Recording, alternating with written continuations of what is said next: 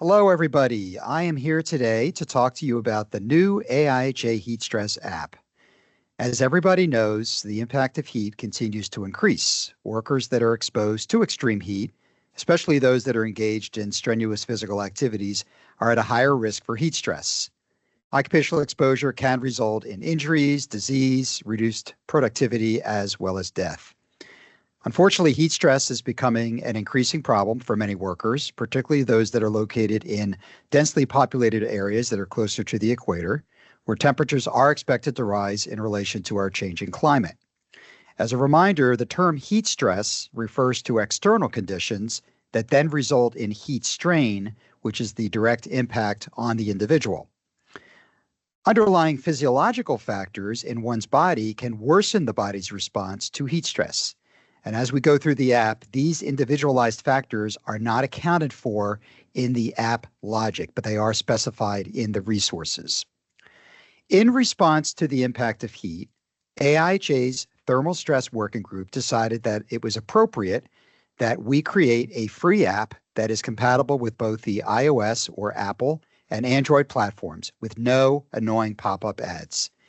We agreed that the app should be available in 4 languages: English, Spanish, Portuguese, and French. These are the 4 most commonly spoken languages in the Western Hemisphere. We also wanted the app to be able to be used anywhere in the world. And so when you enter your city and state location, you can pull live weather data from your local National Weather Service. The app provides risk stratification for workers and subsequent health recommendations. The risk is based on a series of factors that I will get into in a minute. And finally, the app includes educational information and other resources that we thought would be of use to the user.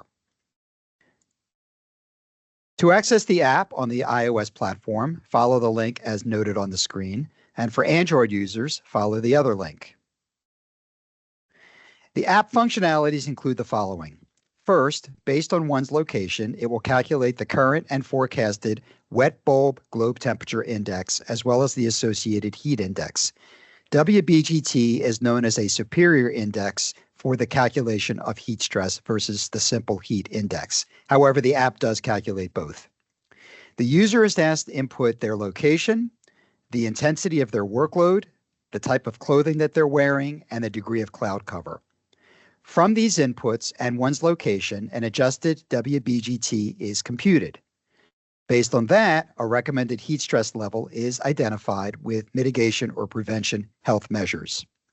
Heat alerts are identified based on one's work schedule and current location risk, assuming the user indicates notifications are turned on their smartphone device.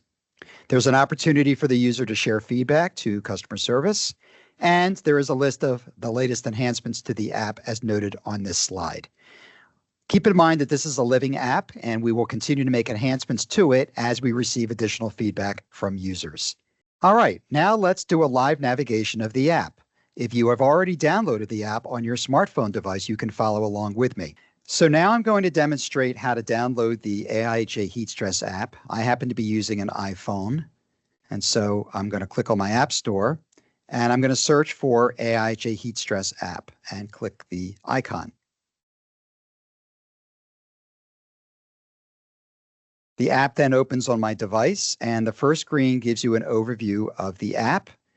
And I want to just clearly note that this app is, of course, designed for informational purposes and is not a substitute for medical device.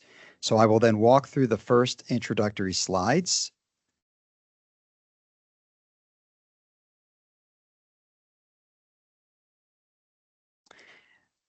The next screen asks me to select my language, so I'm going to select English. It then asks me to select my preferred units of temperature. I will select Fahrenheit. It will then ask me to select my relative workload intensity. And you can see on this screen that there is a definition as to what the different levels correspond to. So for purposes of this demonstration, I'm going to select heavy. The next screen is optional. You can select the days of the week and the times of day in which you work. I'm going to skip this for now. And then you see the familiar pop-up menu that asks you whether or not you would like to receive notifications on your smartphone. I'm going to say allow. Now it asks me to identify my location. So I'm going to say add current location for simplicity. And I'm going to allow the app to use my current location, which is Falls Church, Virginia. And you can see it automatically asks me to reconfirm my configuration. So I've indicated heavy workload, work clothes, and a sunny day. So based on that, I go back to the location screen, and you can see that in Falls Church, Virginia, the current heat stress index is considered low. You can see below the heat index, the relative humidity, and the air temperature. And below that, you can see the forecast for WBGT now through the rest of the day. The colors are corresponding to the level of heat stress. And then finally, at the bottom of the screen are the relative heat health recommendations based on the current WBGT. Now, at any time, I can adjust my configuration. For example, let's say I want to change the type of clothing that I wear. And let's say I'm wearing heavy coveralls. So I would just indicate heavy coveralls. And then I would go back to the screen. And you can see now the WBGT has climbed to moderate. As a result of the moderate heat stress rating, the health recommendations have been adjusted at the bottom of the screen. Finally, you'll notice that there's also a 5-day forecast, and it shows for the next 5 days what the minimum and maximum WBGT calculation is expected to be.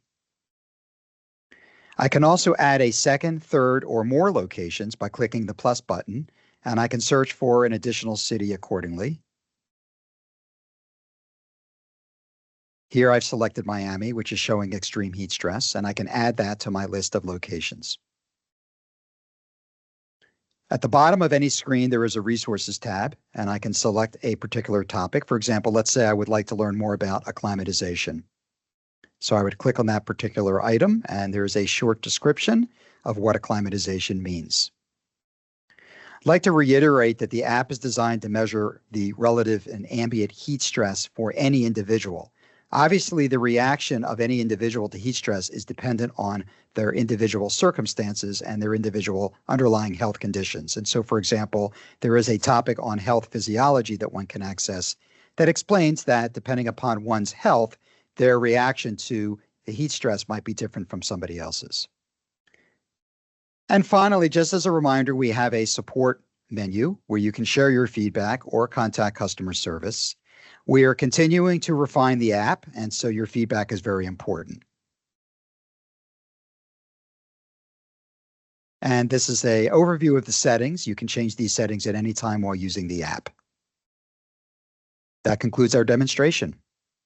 So once again, to access the app on either your Apple or Android device, click on the links below this video snippet. We are always looking for feedback, so thank you in advance for circulating the app to your clients and fellow employees. And updates will be periodically released, and refer to your app store for the latest version. If anybody has any questions, my contact information is on this slide. Thank you very much for listening.